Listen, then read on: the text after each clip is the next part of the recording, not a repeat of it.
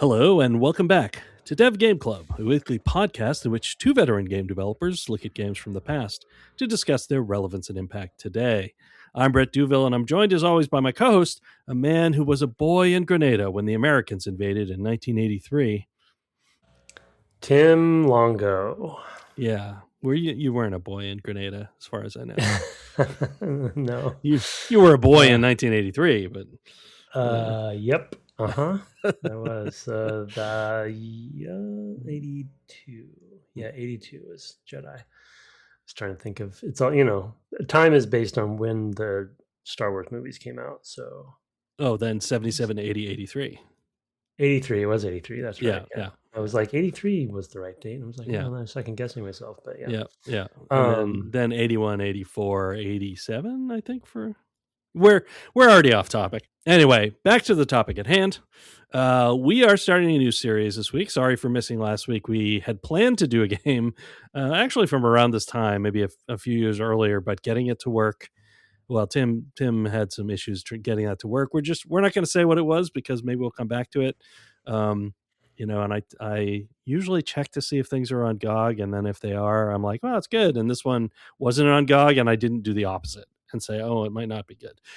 So we'll try not to have gaps like that in the future. We didn't have a backup planned, and we kind of got right down to it. So it was also busy. Yeah, and it's been we'd probably be busy this whole month, especially you. But we decided to play Splinter Cell Chaos Theory. And in part, now that's the third game in the series. We don't normally start kind of in the middle that way. But I will say the quality of life of saving anywhere that is in Chaos Theory, and I think might have been first in Chaos Theory. That's my recollection. I didn't check that. It might have been in Pandora Tomorrow. But I was not going to be able to play a game that I had to restart the mission every time I failed. So I'm glad we're starting here. So yeah. This is a Ubisoft game, specifically a Ubisoft Montreal game, but also Ubisoft Milan. It is the third in the series, and it was released in 2005. So what Star Wars movie is that? Don't know. Episode 3. Yep. Was it episode 3? Yep. 99 was 99 was the first. 2005 was the third because the Play the Movie game was in development while we were working on Republic Commando. So that's the only reason I remember that. I'm not even sure it's the last one. It might be I don't even know. No, it must be the last one. Anyway, it is a year that we've played a few games from. I already mentioned Republic Commando, so I'll skip over that one. But God of War, our first game that we played that pushed this late. We were like, oh, I don't know. 2005, getting a little late. Maybe we don't want to play that late. But it has been 10 years, and we've kind of relaxed that a little bit more. Shadow of the Colossus and Resident Evil 4, which is the most recent game we've played from 2005. And here are a bunch of others. Psychonauts, Guild Wars. Psychonauts, another one might come back to at some point. Civ 4, Fear, Clive Barker's The Undying, Animal Crossing Wild World, Guitar Hero, Mercenaries, which is worth mentioning in context of a Splinter Cell game, Battlefront 2, KOTOR 2, and Lego Star Wars. A lot of Star Wars in that year. A lot of prequel stuff, or just Star Wars back in the news because of prequels.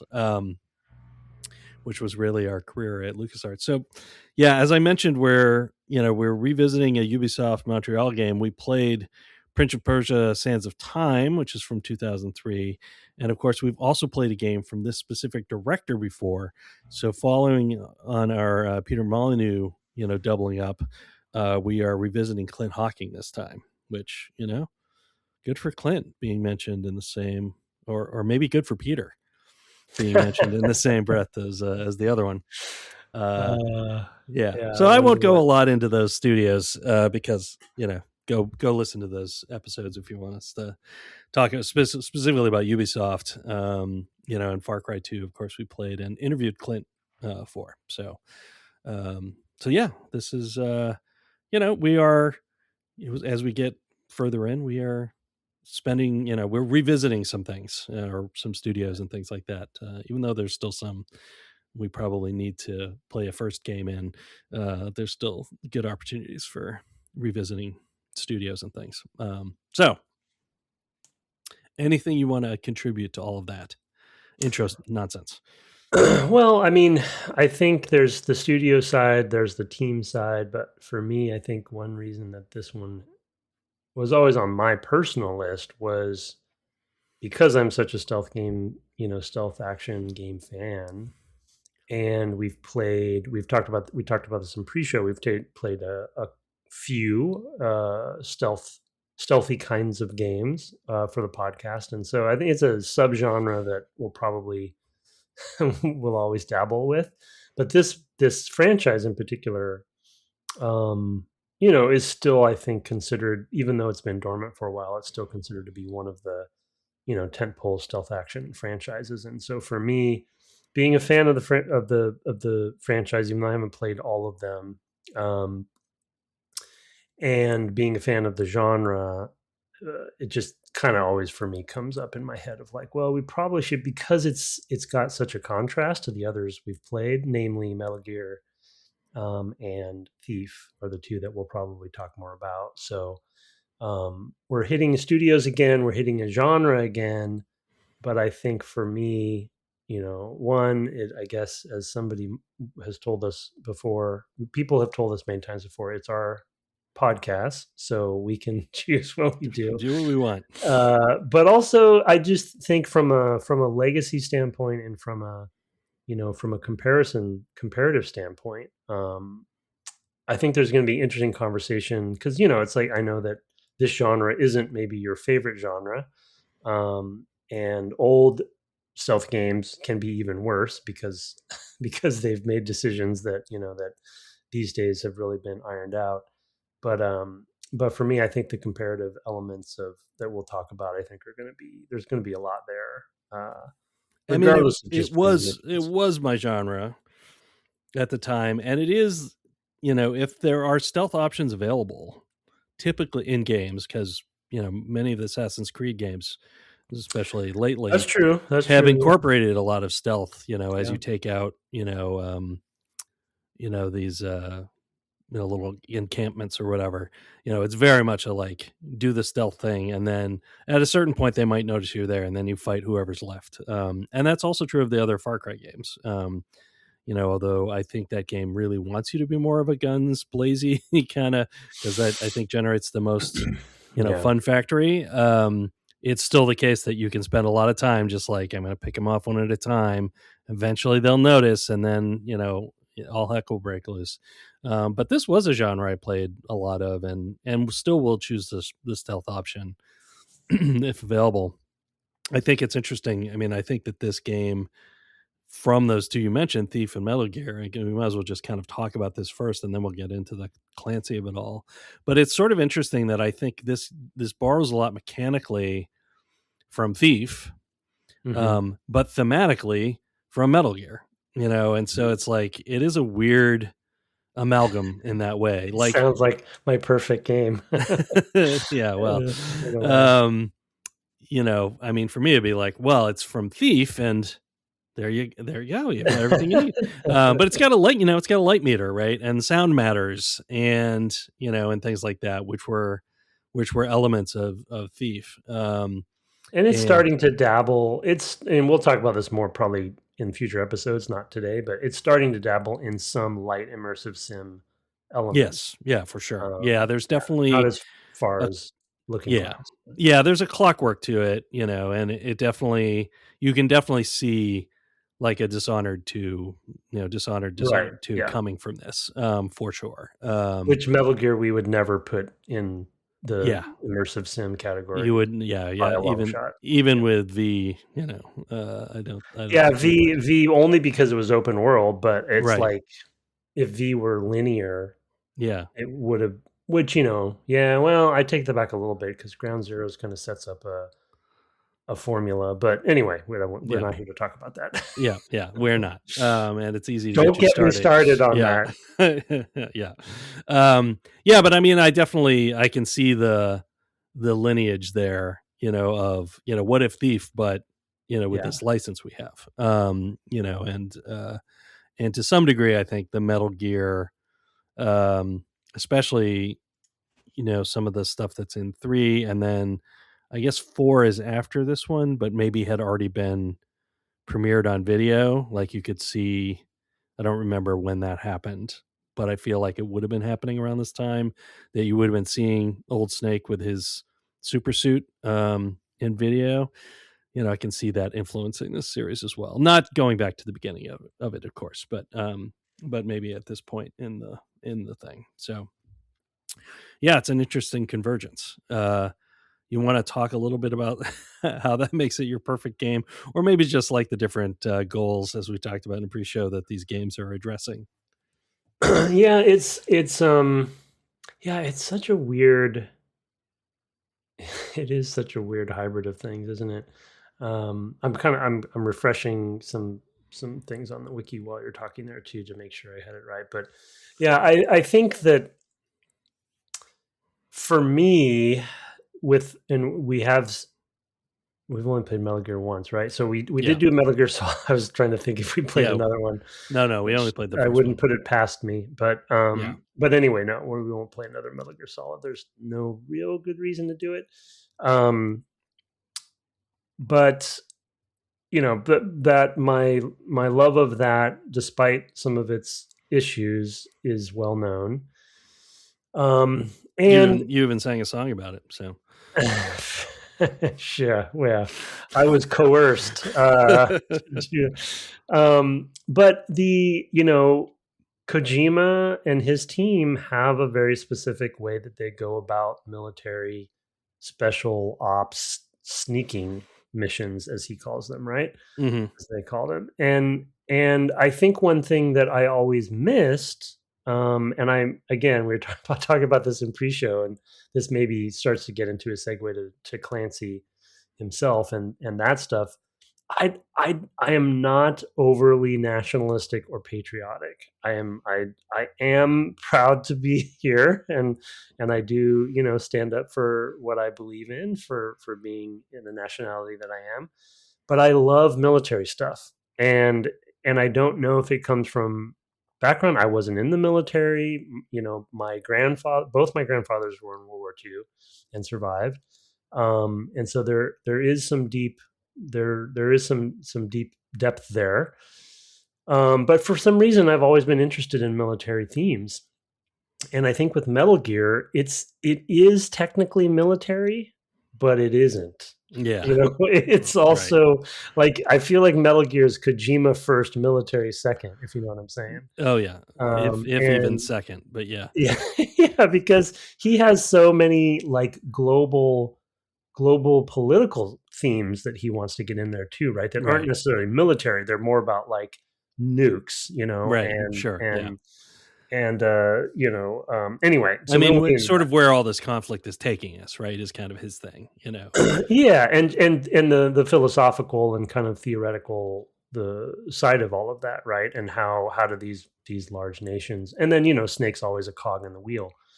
And so I think I was always missing, when it comes to those games, I was always missing what, for me, Splinter Cell gave me, and that is much more of a traditional, definitely US centric, and we'll talk about that in a bit, US focused perspective, but much more militaristic, by the book, mission based, go and do this thing and save the world. And I didn't mention this in pre-show, but before starting this, I went back and watched the synopses for 1 and 2, because I couldn't remember them, because I needed the lore. I needed to remember. I was going to say, my assumption was I wouldn't need to know. So no, you don't. I did not. Okay. No, you don't. I've seen a couple little tidbits that are only for the me's of the world, crossovers. They mentioned Georgia, for instance, because Georgia was the Eastern European Georgia was at the forefront of the first game, and it all revolved around nuclear disarmament, basically. And and in that one, he saves the world by stopping that, basically. And in the second one, it's viral / biological warfare, that is, I think, based in Indonesia as far as the antagonist. And of course, he saves the world there too, right? And Wow. It is so wild to me hearing you say this. Like, and this one having its groundedness in real places, and think of Ubisoft saying, I there's no know. politics in our games. I mean, granted, they Now, haven't done a Splinter Cell in a while, but to their like, to the their Far Cry defense, ones are though, like fantasy ones, fantasy versions of real places. Like 6 is clearly Cuba. yeah, 5 is the only one that's actually stated to be in the US, in a real place, but like 4 is, I want to say, like Burma or something. I don't remember specifically what. Nepal, Yeah, maybe. maybe Nepal, yeah. Yeah. Etc. It's just like, and then there's this one, where it's like there's a standoff in the North China Sea, or whatever. Well, Yeah. yeah. Well, and then I'm also, we didn't talk about this in pre-show, but and I won't hit it much, but I'm playing the Division right now co-op with Oh, our group, and that's New York, right? And right. it's near future, so it has some some, I would say, science fiction Sure. shenanigans, but I it's mean, it's very, a very grounded, post-pandemic world. I mean, it wouldn't be. right? It's It's basically not relevant at right. all to our world. It's right. It's very, yeah. So They didn't know when they started that the first one came out in 2016, 17 or whatever it was, that they were gonna have a real world, new pandemic. Yeah, that's a good question. I wonder, is it 10 years? It might be. They just hit their 10-year. Yeah. Yeah, I think they're Yeah. about that far back. So, but it's very, yeah. So I think, and this definitely will be we'll talk about this in a second with Tom Clancy generally, but even though I'm not a big reader of his books, the whole franchise does speak to me in many ways, and I consume everything I can other than I've only read Rainbow Six, the book, but all TV, movies, games, like almost all of the stuff, even though I didn't play all of this series, I love, because it hits that sweet spot for me of this kind of like near future, hard, I was going to say hard sci-fi, but like hard, Hard hitting. milspec. Yeah. Yeah, it's milspec. Yeah, exactly. So, and then this one is stealth action. So it's Yeah. like, as far as like peanut butter and chocolate, whatever, the mixture of it is just this sweet spot for me. That's my problem. I don't like Reese's peanut butter Oh, cups. it's one of my favorites. Yeah, I know. Yeah, but half the vegetables he doesn't like. Yeah, no, it's funny. I mean, for me, I mean, playing it, I do really enjoy the play of it, I will say. And so we'll get into that, because I think it does really play a lot like a Thief game. And Yeah. and I do really appreciate the tells of the guards, which feel more naturalistic. I mean, Thief was quite a number of years before this, so obviously the technology had moved on. You can see the clear influence there. They were trying for some of the same things, like guards talk and then one of them wanders away or whatever. Here it's a lot more clear. It actually reminds me a little of No One Lives Forever, where they kind of parody some of this stuff, because you'll go and you'll listen, and the guards will be having these inane conversations. That's another game you Yeah. can play healthy, and they'll just be having these conversations that are so ridiculous. So you'll end up sitting there and listening to the whole conversation, because the content is so good of the conversation. Here it's more like I'm waiting because of lethality. I mean, it's not like, it's No One Lives Forever. You could barnstorm, I think, if you wanted to, but but this one I don't feel like I can. So I'm stopping and listening, waiting for the important, like, oh, are they talking about how a guy's going to come back in my direction or not? I'm listening for that. And so I do really appreciate that Thief lineage, and of course some of the UI things that are in it. Yeah, Totally too. I mean, that's a great point. To come back to Metal Gear really quick, like the future Metal Gears got very high fidelity and very realistic looking, but they kept a lot of the video game. Yeah, like leave graphics. a room and it'll reset. You come back in, Or just an exclamation point, right? Yeah, And just right, like, sure. Yeah. just but here there's clearly a theme and a goal to be much more grounded and diegetic with everything. And, yeah, voice ends up being the main indicator for enemies. There's no mini map. There's no radar, right? Yeah, there's no So, cones, no vision codes, yeah, no. So none you of that stuff is gotta there. Yeah. intuit it. Yeah, Yeah. which is also very Thief, right? I mean, there's no Right. although there Right. might be a mini map in Thief. I don't Mm, remember if there's vision cones on it though. I think there might be an in-game map. Oh no, there's not. There's just no, no, there's it's a hand drawn. the diegetic map. Yeah, that's like a No, scroll. you're right. I think it's Yeah, much more of an intuition based yeah, stealth. Yeah. yeah, and that actually goes as well to other things that we'll talk about. Probably not in this episode, but like the guns and like their ranges and things like that, which are not explicitly called out, and you kind of have to learn about their accuracy. Yeah, but switching to the Tom Clancy of it all, yeah, you mentioned your history there. I've seen basically the like 80s and 90s movies, so the Harrison Ford ones, and Alec Baldwin was Jack Ryan in Hunt for Red October, with the excellent Russian accent of one Sean Connery. He didn't sound Scottish at all in that. Um, of course, have seen those, but I did read a number of the books back in the '80s because they were fairly popular, and I had an uncle who would receive them as part of his like Doubleday Book of the Month club, which was a thing back then. There still are Book of the Month clubs. I just don't know if Doubleday does one, or if Doubleday even exists anymore. But yeah, so I had a few of them through him, and I think I read Hunt for Red October, which moved along pretty well. I was reading other things too, like Day of the Jackal and stuff like that, that were Mhm.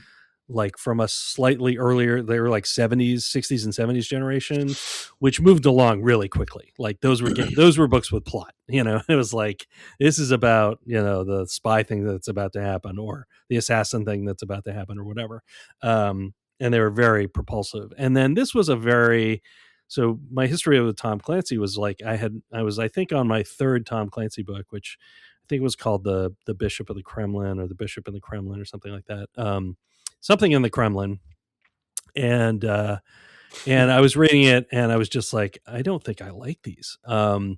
Because the Tom Clancy vibe was way more really going into depth on what every item was and what it did and how it like extended from reality. I mean, it wasn't described that way. It was more like, just kind of like, it was like a science fiction or fantasy world, which was something I did like, where I would be interested in like, oh, how does this magic system work or whatever, and could read several pages about that, or Tolkien being like that way at times. And when it came to milspec, I was just like, I don't think I care, because it was that, You don't want to read 5 pages on how I this lockpick works? I really don't need to read multiple pages. And of course, the characters felt pretty cut out, other Yeah. than Jack Ryan himself, who, isn't super complicated, but he develops more, I think, over years. They translate really well, I think, to cinema, because you cut out all of that stuff, and you just get the plot remaining. This is kind of the same. A good example for me is Project Hail Mary. There's a ton of science in that book that they kind of breeze past in the movie, and they kind of wave, and they're like, and Yeah. here is some Thank science or goodness. calculation happening, right? But I like to read that stuff, and with the military spec stuff, I just after reading Yeah, a it's few not of your them, thing. yeah, I just could not do it anymore. They were long books too, and they just read slow. That's always a thing I say. It's like, this is I might have an author that I admire, but it takes me twice as long to read a page from them Totally. as reading somebody else. Yeah. And so he was definitely one of those where it's like, well, probably more like three times. But he was just hard for me to read. And I think that it's really funny. I've been noticing right off the bat, and I'm a little worried about this being a friction with me, because normally I wouldn't care, but because it's so meant to be reflect the real world, I am finding some of the writing and tone to be very off-putting to me, because they simultaneously are saying things, characters are saying things I don't think they would ever say, and it's definitely written from a perspective of rah rah America, which is something I have a hard time feeling right now. So Yeah. it's definitely, there's gonna be a lot of me going, you know what, maybe I'll just skip the cutscenes, because I don't know if I Yeah. want to see that. But case in point, there's a North Korean.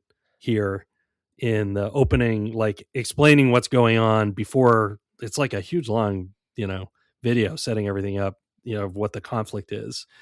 And there's a North Korean spokesperson speaking apparently in Korean, who is translated as saying the North Korean, that we're making something out of this because their economy is faltering.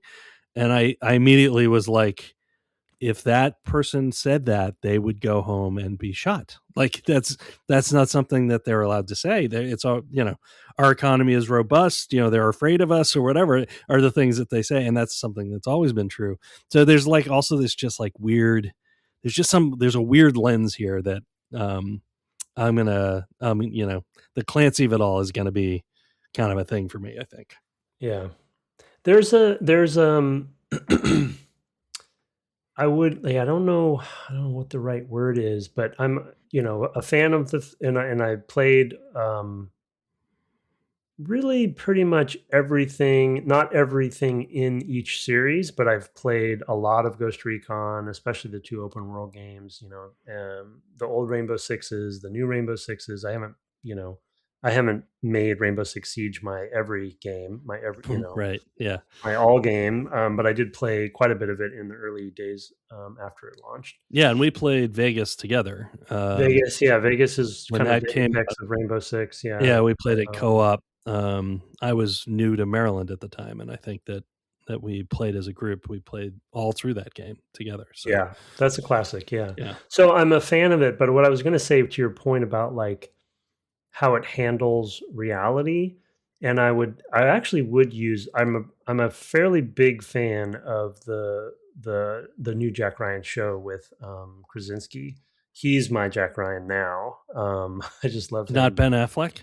In many ways. No, not Ben Affleck. Yeah, I think John has much more. I mean, Harrison had it too, but John has much more of the sort of everyman relatability to him. Right. Yeah, Harrison like, Ford was a little too old for the role already. Good point. Yeah. I think, and I think that's something Krasinski brings is like this, and I've seen a few episodes of that. It's like a lot of Clancy. It's not really for me, but for me, I was like, oh, I get why they picked him to be this character. Totally.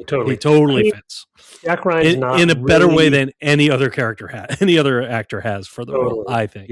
Yep, totally. Yeah, he's much more grounded. I mean, Jack Ryan is kind of not really supposed to be where he is a lot of the time, right. he's not really trained for this stuff, but he's an analyst. He's an analyst, exactly, right? That's the whole concept. So they did a good job with that. But the reason I bring it up is, even in that show, even though I'm a fan, it's not hyper realism, it's not melodrama, but there is this like you said, there's this lens that Clancy always, that all the Clancy property always puts on top of things that makes it a little unrealistic. Yeah, but it feels like, and this game is reconfirming this for me, Chaos Theory, it feels like very intentional, that it's like it's not stylized, it's not satire, but it knows it's not real. It feels like, and maybe I'm giving it too much maybe I'm giving it the benefit of the doubt on this, but like, it's not that things are black and white and kind of made very like melodrama is the word I keep coming back to, but it's not as far as that. But and the weird thing about this, we keep saying this guy's name, who was this famous author. UbiSoft eventually buys the IP, right? Yeah, for this guy's name, yeah, and now owns it. And this game in particular, the Splinter Cell series and Chaos Theory, of course, was not coming from a Tom Clancy book. He didn't have, I don't think, almost anything to do with the conception of Splinter Cell. It was, something Ubisoft came up with to not necessarily fill a gap, but they had a desire to do something that was in this space, and so they constructed this, right, to fit within the franchise. But it's just weird to me that Tom Clancy like we were talking about in the beginning, like something like Star Wars or whatever, like has an identity, Yeah. and you can mess it up, right? There's sort of pillars, there's rules, and there. I'm trying to think of some that have actually messed it up and gotten Well, it wrong. Jack Reacher, not I'm gonna it's the books. So the books, the first 20 whatever 25 books I think it is, which were written by Lee Child, are excellent. Like, and I really like those books. And then he basically retired and like handed it to his brother, and they were going to work on it together, and it drops off a cliff. Like, quality wise, they are not even close, you know. And I'm just like, oof, you know. And then the Tom Cruise adaptations, you know, you're like, this isn't. I mean, first of all, Tom Cruise is like 5'6" or something. You know, it's like he doesn't fit. Like, this is not his property. This is not the right property for him. I think the TV show did a lot better. Even though there's, you know, good. Yeah, moments or whatever in the movies that I think they get it right. But you know, that I think that would be an example. And then I also really like the Mark Greaney, which I guess is called The Gray Man. Oh yeah, I've seen the series. movie. I haven't seen the movie. One of those ones I'm going to catch up with. You know, but those books are kind of in this same vein, although it's more specifically Love it. a spy and not an operator. So good. Yeah, anything in that space. Yeah, but I was trying to think of. So you mentioned earlier the kind of, well, infamous, because I bring it up all the time, because I very much dislike when publishers especially say that their games are not political. Oh, right. Yeah. It's almost impossible for that to be the case, even for fantasy or science fiction, in my opinion. But famously, well, yeah, Ubisoft I mean, two people is a couple, three people are politics. So some kind of quote like that, you know? Yeah, true. Exactly. You can't really, I mean, yeah. Anyway, if your game has a perspective of any kind, there's probably going to be something that, you know, that, but anyway, I guess I'll think about Mario in that regard. Can Mario be seen as having any politics? We'll see if anyone has a response. I mean, but certainly it does, right? There's an enemy in there of a particular, you know, like it's the shell. We're not doing this right now. We're not doing this. Sorry, I brought it up. That's my bad. But what I was going to say is that when they had that famous quote, it was in response, I believe, to Ghost Recon Wildlands. Oh, wow. Specifically, which and it was the announcement of Far Cry 6. Okay. Or maybe it was during 5 and they were starting to talk about 6. But I do think, because the thing about Wildlands, which I played a lot of, is it makes some specific, it has a very specific, to your point, U.S. nationalistic view on Central America, right. and on the way that drugs are handled there, because the enemy are the cartels in that game.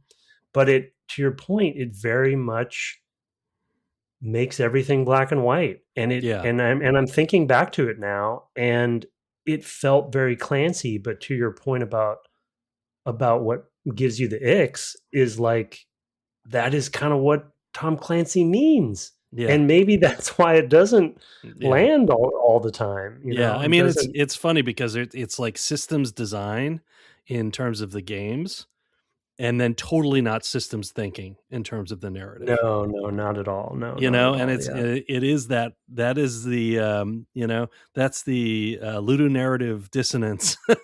Oh man, you did a Clint. I brought Clint right back in. No, I mean, it's like, it is the thing though that I'm just like, you know, there's all this subtlety of how the game actually plays, but like no subtlety to the fiction, you know, and that stuff just, you know, when it's against the real world, those are the things that typically you gotta be. Yeah, it's got now.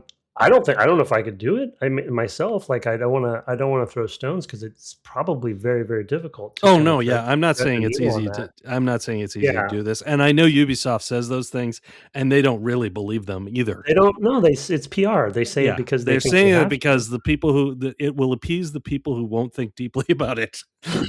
Frankly, right? You know, and you know, I get it. You know, I've seen how many Schwarzenegger and Rambo movies that I watched in the 80s. Like, I get it, but I'm not that person anymore. Right. So it's like, Right. it's at this time in my life, it definitely hits different.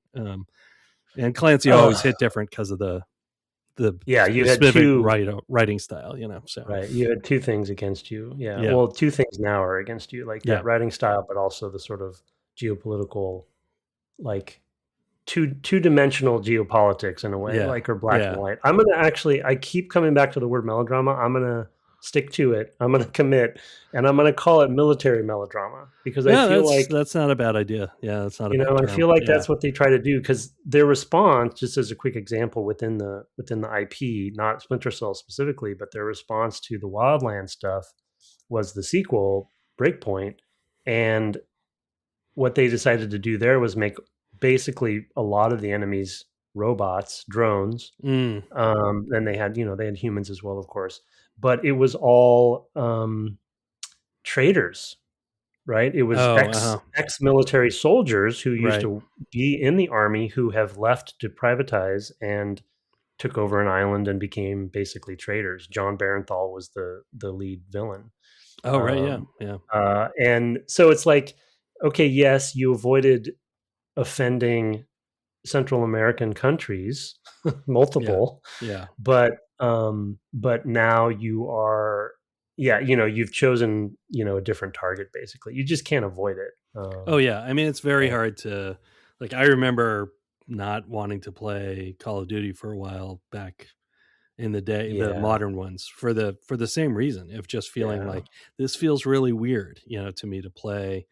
The stealth ones are a little different, just because this feels more like a fantasy. In a way, it feels more distant from reality in a way than some of those. I still haven't played a lot of those modern. I played basically Modern Warfare, I think, and that's it from that series. But and the first World War II one. But I run up against that a lot with these kind of military games. But enough about that. I mean, I think we can probably talk about that for several hours, but I don't think it would be edifying after a while, and we may be past that point already.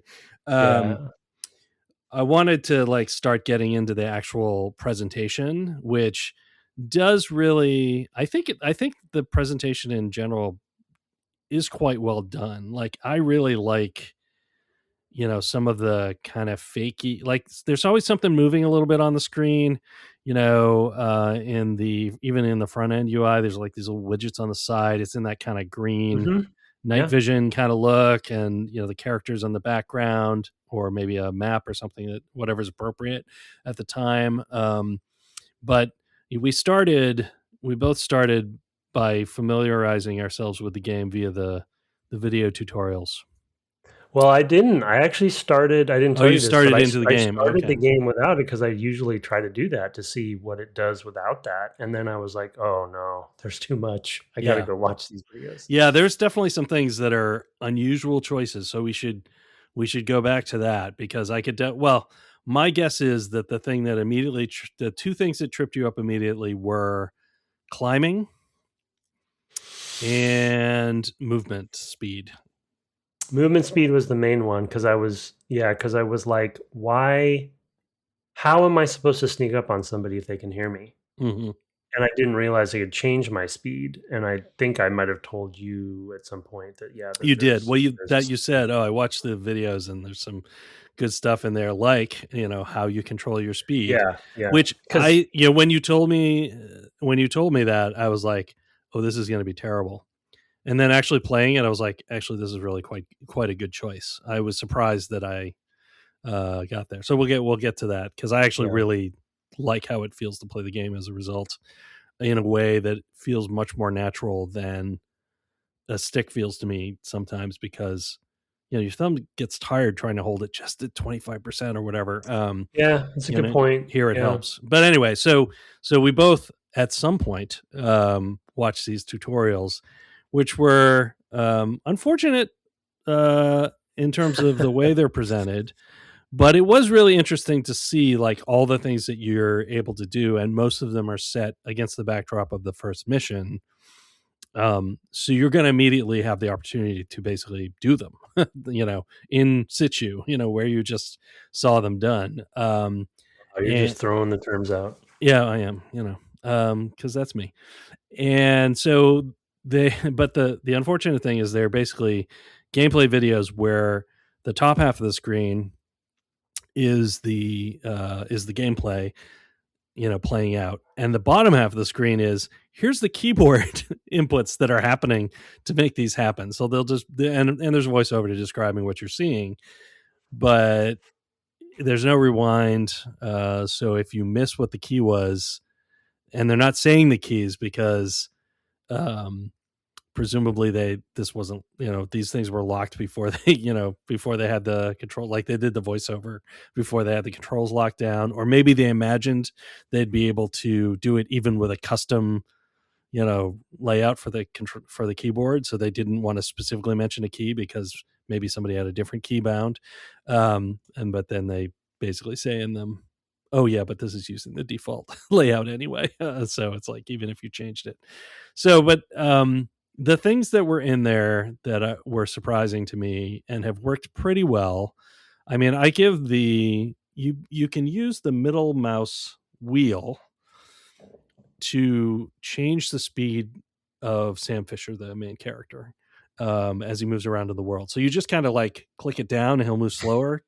In the key bindings menu, they describe it as acceleration and deceleration. Okay. And so just I didn't mean to interrupt, but I wanted to bring that up in that when I saw them, I'm like, for driving a car? Yeah, right. Yeah. And it's like, no, they mean the human being. Yeah. And how fast or slow he is literally going to be sneaking, or walking. So yeah, go ahead. Yeah, no. And I actually, I mean, I saw that and I was like I said, I did not think that would work. And it works really, really well because most of the time, almost all the time, you want to be moving pretty slowly, and so it's like, it's much better to just be like, whenever I move forward, I'm moving forward at the speed I want to be moving forward at. It's a digital state. Yeah. And that's really, really, that actually I think is really, which I assume really is only on the PC, right? I have to assume that is PC Xbox, specific. It's analog. Yeah. And the shift and the C, which are to jump, to climb / jump, or to crouch, drop down, I'm a little less fond of so far.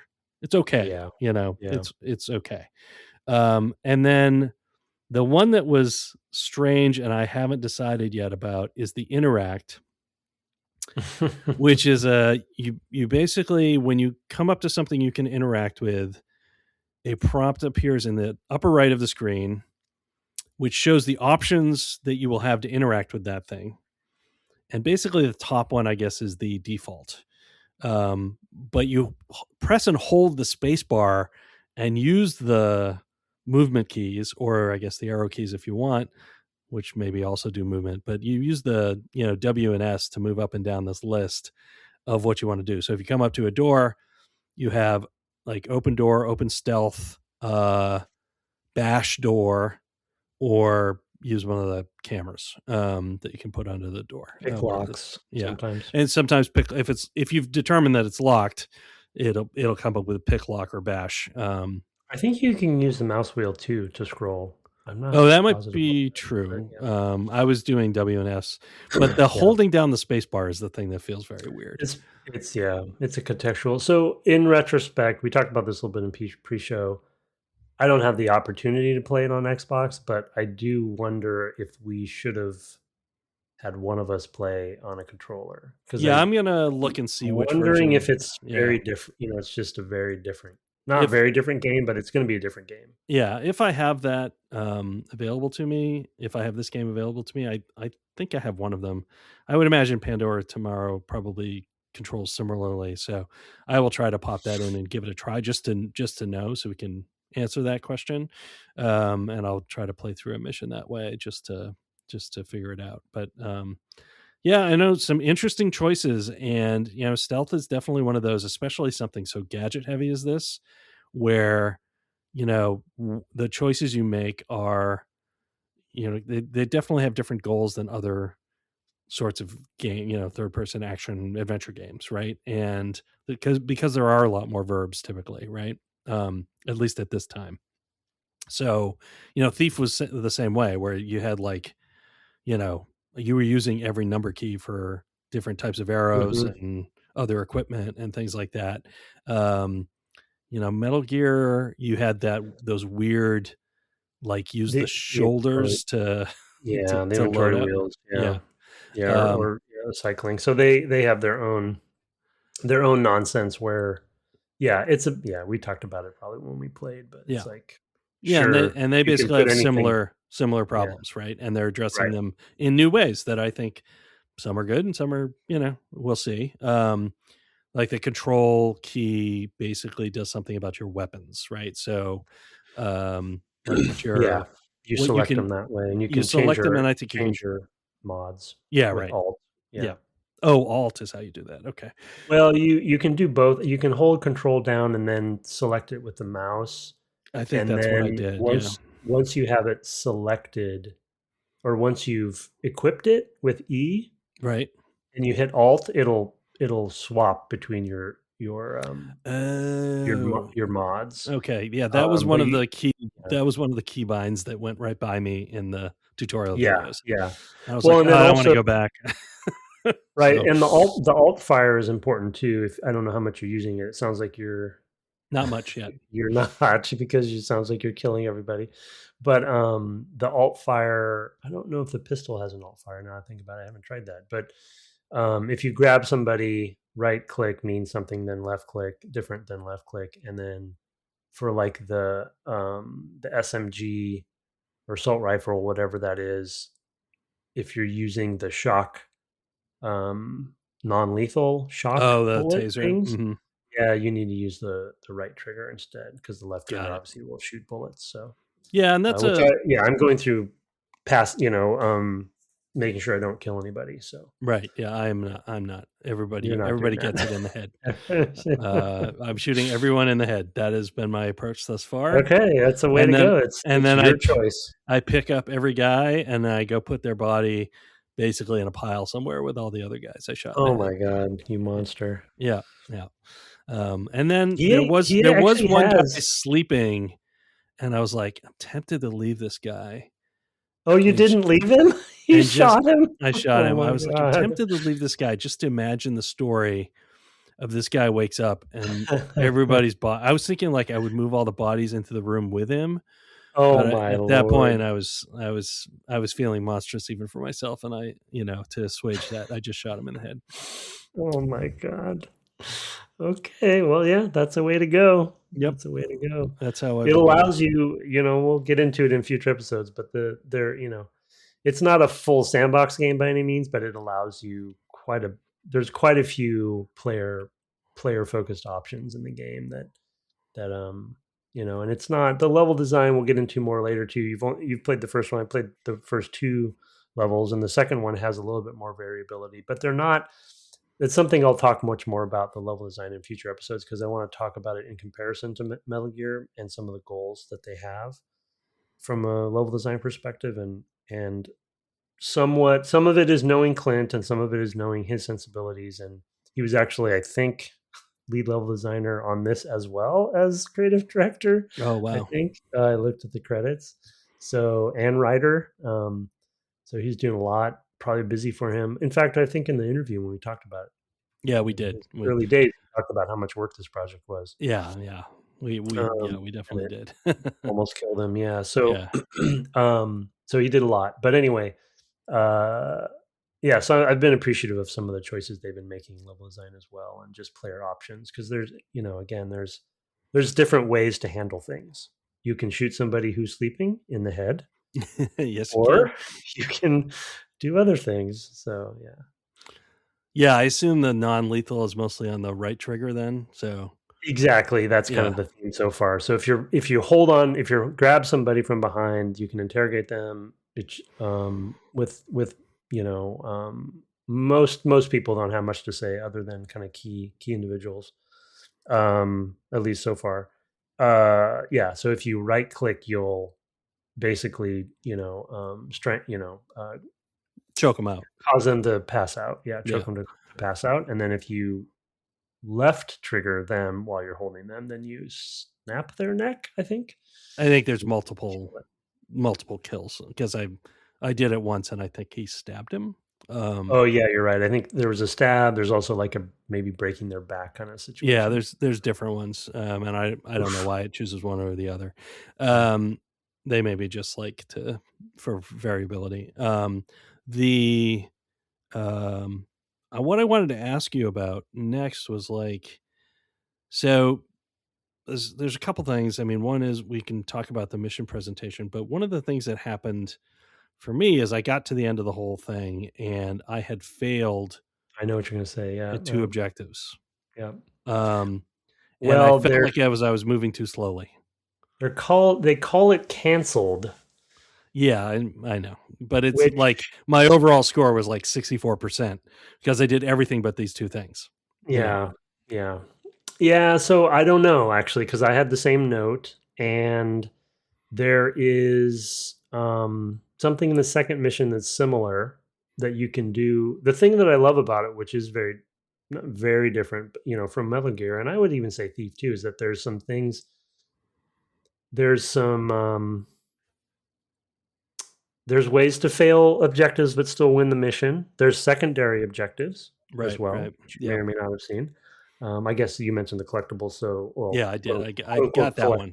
Yeah, yeah. So there's those sorts of things. Those will pop up because the second mission, I don't know. We have to look it up, maybe, or I might replay the first mission to see if you can both save the hostage but also take out the main dude. Those are the two probably I'm thinking you failed, right? Right. Yeah. I didn't, because the second mission rescue I guess he was a programmer. I always feel like these folks don't really understand what programmers do. But well, these folks definitely do, but why? Well, it's also just like it's just like I read one of those Gray Man novels. They also had a thing where it's like, oh, there's this programmer we've got to get from China. I was like, come on. The kernel, there was the kernel that they were after, right? Not the programming kernel, the technology kernel. Oh, right. Yeah, sure. Okay. Yeah, don't let them get the OS kernel. Yeah. OS kernel. It's like, don't let them get the OS kernel. It's like, what? Oh my God, not the OS kernel. Anyway, so because the second mission you go and you need to assassinate the guy that escapes. Oh, so Sarah, I'm like, well, so he must get away then. That's what I'm thinking, because I don't think they would do an alternate version of the mission, the second mission, if you get it. Doesn't seem right, because it's I know. Then you can't 100% it. Yeah. Well, I don't think that's how you get 100%. I think canceled missions aren't failed missions. Oh, interesting. I think the 100% is more about how you accomplished what you did. How you did it. Oh, yeah, okay. Yeah. Okay. So it's like style points, basically. It could be that if you kill everybody, Brett, you have a lower score. Because I got 80% on that mission. Oh, okay. And because I shot that sleeping guy. Maybe. So anyway, I don't know. We're gonna have to delve into that and see where it goes. Okay. Like I said, I might want to replay to see if I can get a higher score on the first mission, just to see what because it does give you, if anyone, it gives you stats, and but it's not. One thing I will say, it's not. It's not. It's got this video gamey element. Yeah. Of like, and here's a number that we associate with your performance. Yeah. But what they don't tell you is how to make that number go up or down.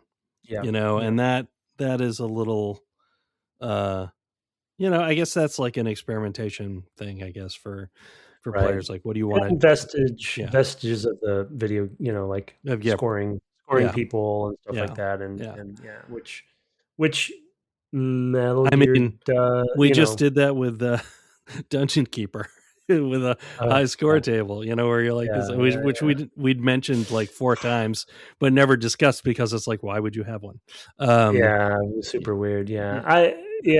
It's weird, but you can see in 2005, you can see it kind of being a holdover, and those things are hard to let go of, right? Yeah, for sure. Of like, should we have this? Should we not have this? We are a video game. I mean, there's other video game things we'll have to talk about as we go too, just like when he's talking to people on his Right. radio right while he's literally, I was looking in a filing cabinet behind a guy sitting in a chair at a computer, and I was Uh, right behind the guy stealing something from the cabinet in the second mission, talking to my handler right. right behind the guy, and Yeah. my mouth's moving and everything. So obviously they had to make some choices of like, well, we're not going to solve that problem, so we're Right. just going Right. to hand a video game hand wave over it, Yeah. which is, it breaks the willing suspension of disbelief a little bit, but once you're over it, you're over it. Whatever. It's like Yeah. 90%, 80% of it for me is grounded enough for Well, and my most of the taste. time, timing wise, it works out, and you're like,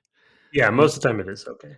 so it's like, oh, okay, well, Well, you happen yeah, to run into it, right. But I think I think if you're going the stealthy way that you're trying to play, you're probably going to have more of these. more of those, yeah. And the trick, which I think we're running on time, so we won't get into now. But next time, I do want to talk about light and audio Mhm. and the mechanics around stealth, because I think it's one of it might end up being one of my favorites, to Mhm. be honest. Yeah. The way that they've done it in this game, and why this game is lauded to be not just the best Splinter Cell game, but still considered to be one of the better stealth action games in existence. But because the way that they handle audio and stealth in this game is so important and so cool, when I'm speaking in full voice behind somebody and Right. my It audio does break it. meter Yeah. doesn't change, that breaks it. That's all I Yeah. mean. Yeah. It feels But we'll weird. talk about it more. Let's last topic to touch briefly on is like how the missions are set up, and that is you basically I think you can just click on these things and listen to them again if you want, but it's like there's some videos kind of setting things up, but then there's a screen where 5 or 6 advisors basically tell you stuff, and those feel like sort of important characters, sort of like the characters you might talk to Codec. in the codec, would do, but they are like before the mission, and these are the characters also who will be talking to you in the mission, like we were just discussing, but they're like separated out into like you can basically go, I think, and click each one and be like, what does this person have to say about the mission? And having listened to all of that or not, because you could just hit play and skip over that, there's then a screen which is like, well, what loadout do you want? And they're like, do you want the stealth one, the assault one, or the one that so-and-so recommends? And I was at that screen while I'm like, well, I'll go with the so-and-so. Clearly, I mean, must be the expert. Like, he's telling me why we're doing this and all of this stuff. I'll just do his. And that just made me, wonder, more. I mean, like this element of the video gamey of it is another weird, strange. Like, I get it. You want to customize how you play.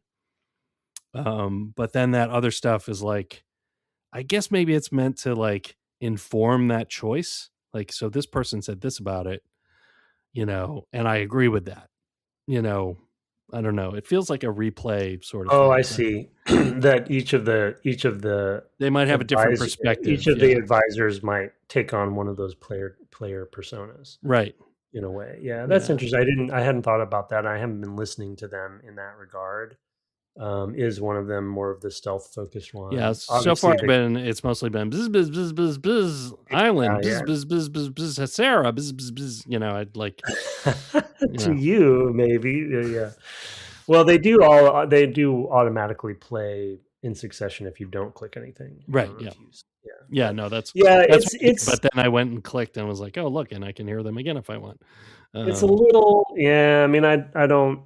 There are going to be some things that don't land for us, even though this game is, I think I'm going to really enjoy it, and I do think it's, we know it's one of the better ones, but that they're trying to do a codec thing there, and they're trying to do a loadout thing there, and it just, it's just under implemented. It's just didn't quite hit, because it doesn't go all the way to like letting you pick your kit. It's like you can't. No, it's not enough a styled kit. Yeah. No, I was expecting to be able to really fine tune that, and I wanted to, because I'm playing so stealthy. Right. There are things that I don't need, Right. and the loadouts don't let you. Yeah, and you're Mr. Wrenchy, so you're not Yeah. going to fully customize, right? And that's definitely Yeah. later So on sort of thing. Yeah. yeah, maybe with each game they give you more control over that, or maybe they just take that out altogether. Which, I'm definitely much more of a fan of the impromptu side of that, of like figuring out what to do once Finding you're in. what's in the world, Yeah, I that I mean, can pick Hitman up. obviously has that planning phase as well, but it's not a dominant element. Yeah, and it was there in Thief too, right? Where Yeah, it right, was right. it was sort of a forward facing reward. Like if you did well on the level before, you got more money to spend in the shop.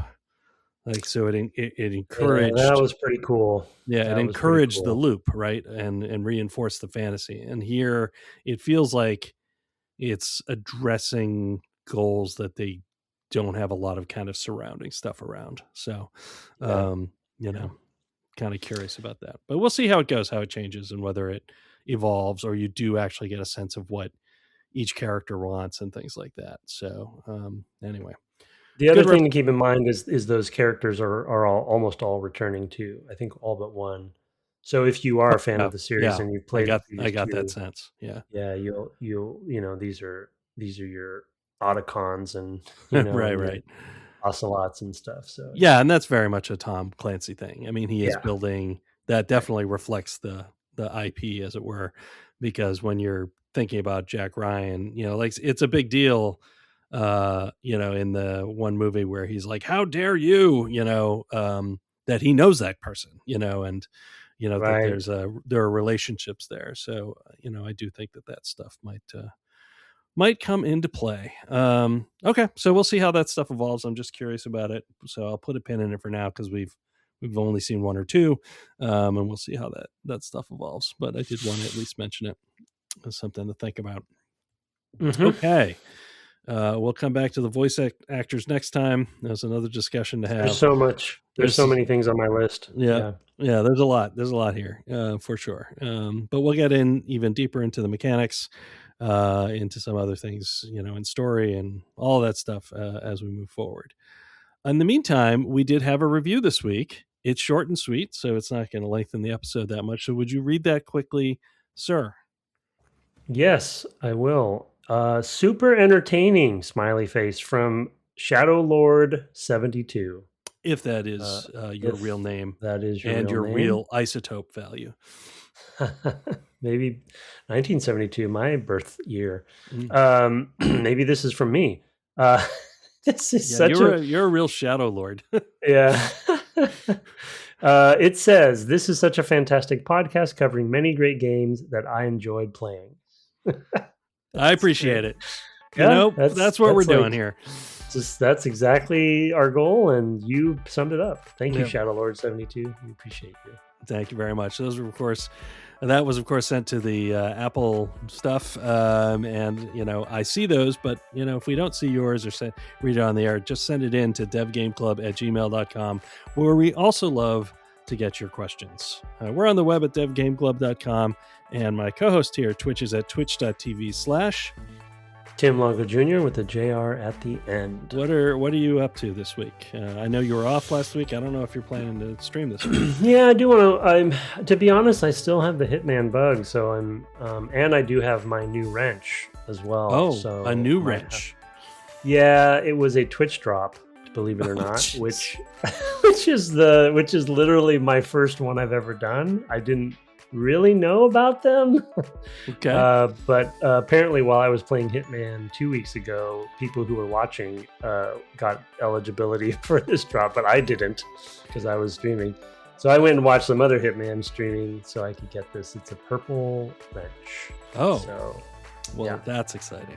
Yeah, it's very exciting. So even though technically for my wrenchy runs, I'm not supposed to bring it with me, but for fun, I will. Yeah. Anyway, so special. Yeah, there's never, there's always something to do in Hitman. I always have something I need to work on. So it's a big world, Yeah, it's a world of assassination. It is indeed a whole world of assassination, and it's right in your wheelhouse. You will see him go live via Discord. There is a link to join our community-run Discord in the show notes. Our intro and outro music was written and performed by the immortal Kirk Hamilton, commissioned by friend of the cast Aaron Evers, and our logo, Discord, the merch store, all by Mark Garcia. Have fun receiving weapons from an unknown party this week, and good night. Good night.